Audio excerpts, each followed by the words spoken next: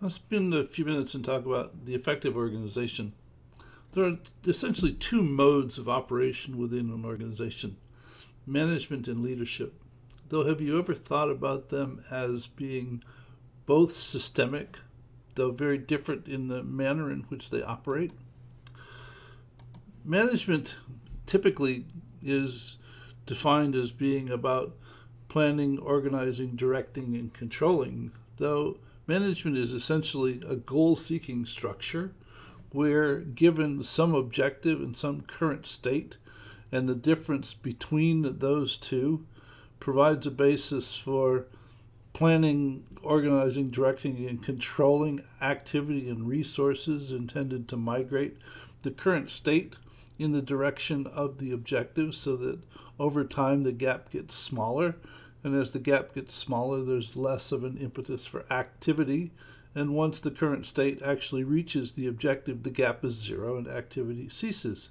So management itself is the control of resources, essentially, to accomplish an objective. Whereas leadership, on the other hand, is essentially a growth or reinforcing structure which is created from the perspective that activity produces a result which promotes more of the same activity, which promotes more of the same result, so that rather than planning, organizing, directing, and controlling, the control is more embodied in the vision and ideals under which the activity is conducted. It's not embedded in the structure, it's sort of overarching. It's the difference between, I guess, saying we're going to San Diego and we're going west, so that based upon the continuing results produced, the activity continues to migrate in the direction that leadership has identified. So management operates under the premise that results are gained by controlling resources, and leadership operates under the premise that you have more control over the results by freeing the resources to actually pursue the results in a manner that appears appropriate and changes on a moment-to-moment basis.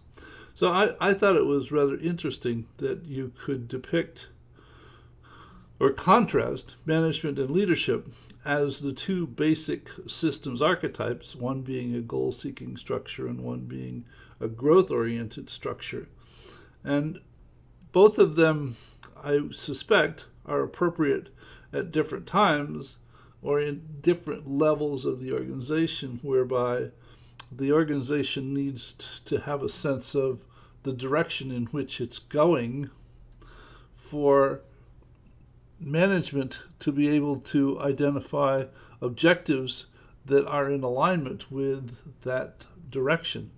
I think it was Peter Drucker who said that management is doing things right and leadership is doing the right things.